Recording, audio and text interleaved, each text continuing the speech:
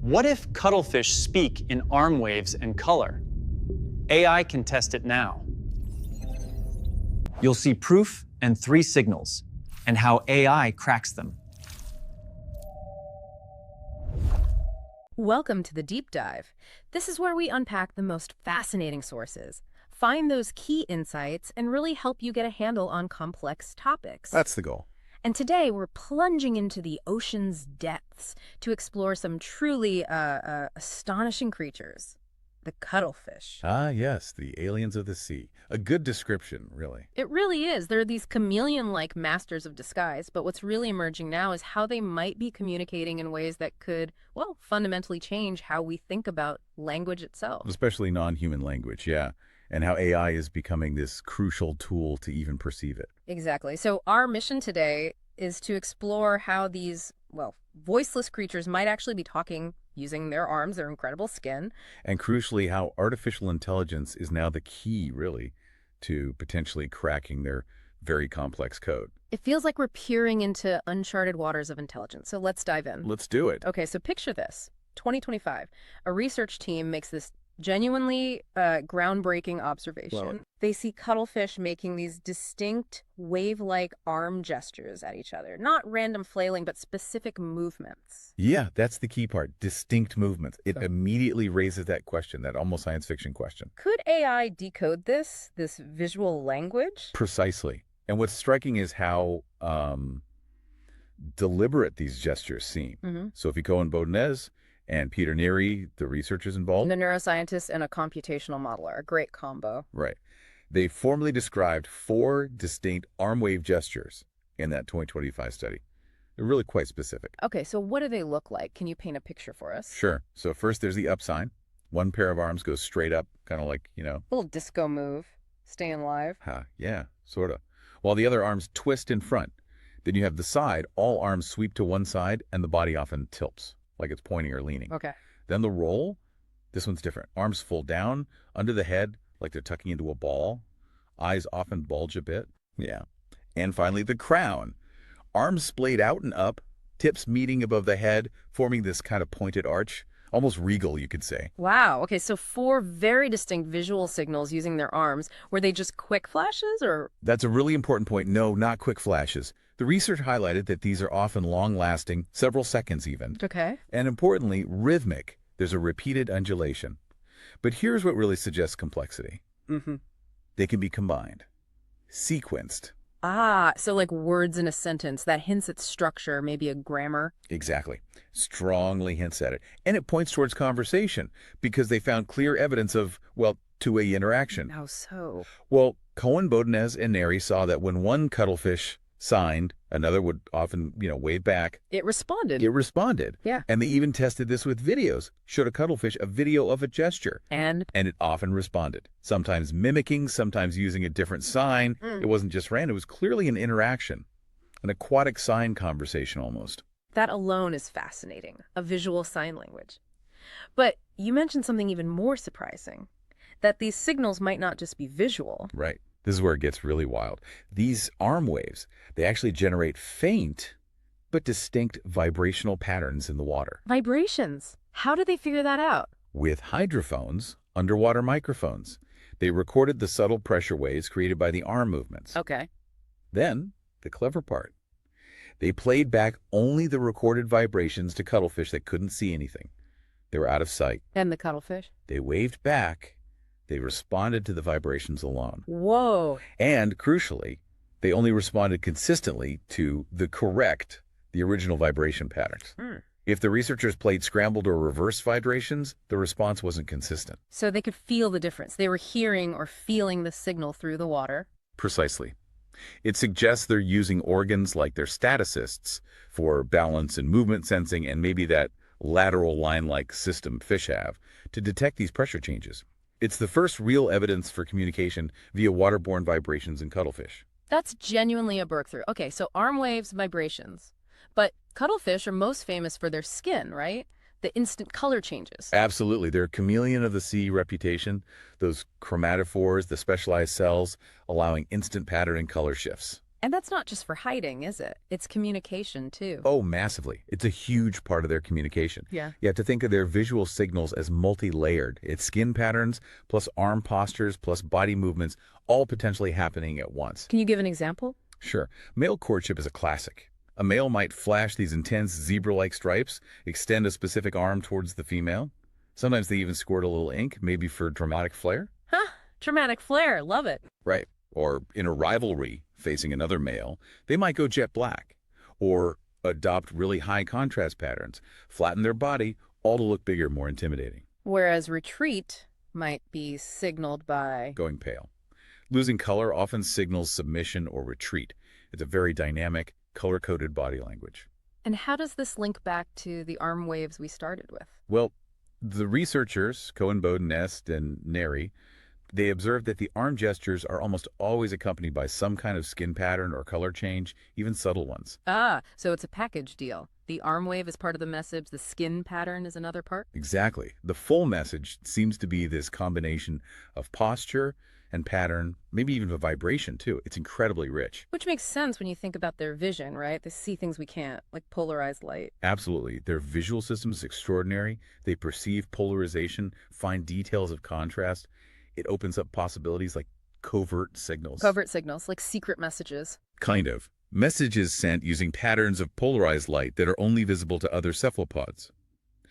Imagine flashing a pattern that a nearby fish, or us, would just see as, say, part of the camouflage. But another cuttlefish can read it perfectly. Secret semaphore, that's incredible. It really underscores the sophistication we're dealing with, this dazzling, dynamic visual language. Well, you can see why decoding it is such a challenge for us. So how are scientists tackling this complexity? It sounds almost overwhelming. Technology is key. High-speed cameras are essential, capturing every minute, flicker, and change. And then computers take over. Pretty much. Sophisticated computer algorithms analyze the footage, breaking down displays pixel by pixel. They can track individual chromatophores expanding and contracting. Wow, individual cells. Yes. This lets them quantify the patterns, stripes, spots, contrast levels, movement, and then correlate these precise visual features with behaviors. Like in that camouflage study you mentioned. Exactly.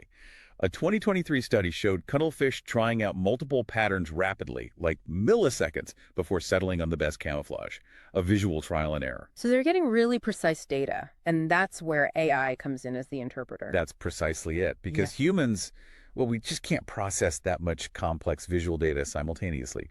We miss subtle patterns, recurring sequences. Our brains aren't built for it. Not on that scale, no. But an AI, specifically a computer vision system, can analyze thousands of hours of footage. It can detect statistical patterns that are almost invisible to us. Like which gesture follows another one. Exactly. Or does a specific color flash always happen before an upwave? Or do males use the crown sign more during courtship?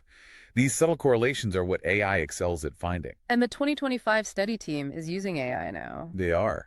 They started by training AI to recognize the skin patterns, and now they're applying it to analyze the gestures too. It's a natural progression. What kind of AI are we talking about? Is it like facial recognition or? It's related, but more advanced in some ways. You're using deep neural networks, those complex models inspired by brain structure, great at finding patterns in huge data sets. Okay. And a technique called self-supervised learning is really powerful here. The AI basically teaches itself the rules by trying to predict what happens next. Like predictive text on your phone? That's a great analogy. The AI watches hours of cuttlefish video and learns, say, that after a side gesture, a roll is more likely to follow. It internalizes the grammar without being explicitly told roll means X. Just like language models learn grammar from massive text data sets. Exactly the same principle. Huge data sets of animal signals let the AI figure out the underlying structure. So what about the multimodal aspect, the visuals and the vibrations? How does AI handle combining those? That's where multimodal modeling comes in. The AI system needs to integrate different data streams, video for the visuals, audio or pressure sensors for the vibrations. Seeing and hearing or feeling at the same time. Right. By training on synchronized data, the AI can learn if a specific vibration pattern always goes with, say, the roll gesture. Meaning they might be different ways of saying the same word. Potentially, yes.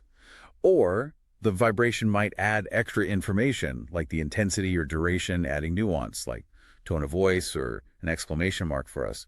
AI can learn those complex relationships. That's incredible. So AI can now reliably track individual chromatophores and maybe even tell a cuttlefish's mood from tiny skin shifts. The precision is getting there, yes.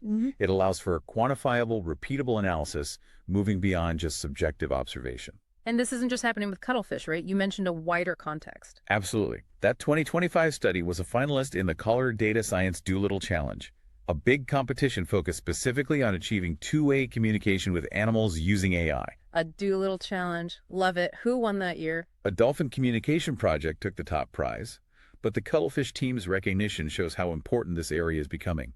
We're seeing AI applied to dolphin whistles, whale clicks, bird songs. Even elephant calls functioning like names. Exactly. Finding patterns that suggest individual names within elephant herds.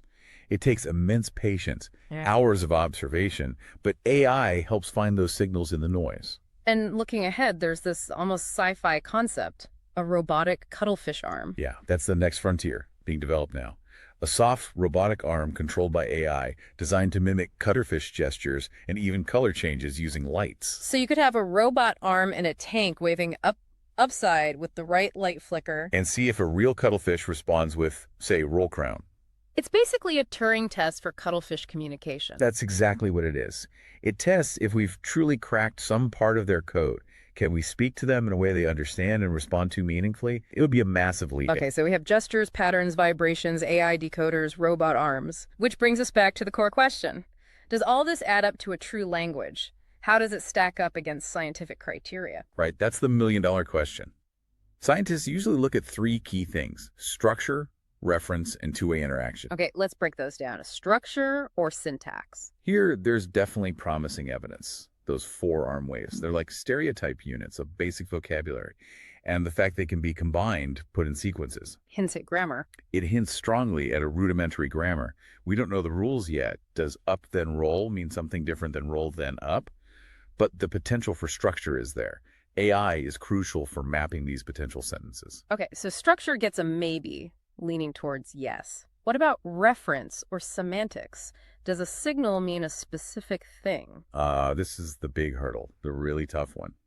We don't currently have solid evidence that a specific arm wave or pattern reliably refers to a specific thing like food here or predator warning. Unlike, say, vervet monkey alarm call. Exactly. The cuttlefish signals seem more context-dependent. A crown wave might happen during mating, but also during feeding.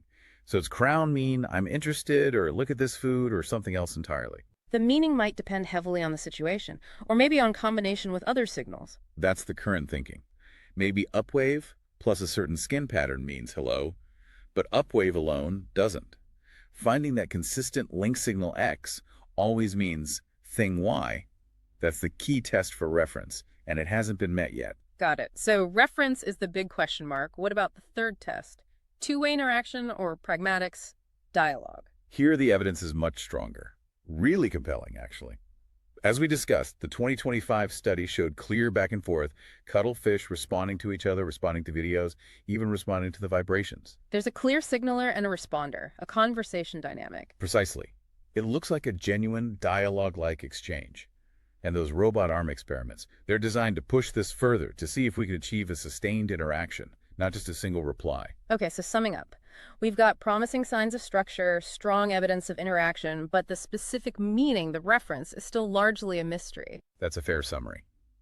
Which is why scientists are rightly cautious. They'll talk about communication displays or maybe a sign language analog, but usually stop short of calling it a true language just yet. It really makes you think, though. If cuttlefish have this level of complexity, what other communication systems are out there in the animal kingdom that we're completely missing? Exactly. And that's why this combination of deep zoological knowledge, careful experiments, and powerful AI tools is so vital. It's our best shot at starting to understand these other intelligences.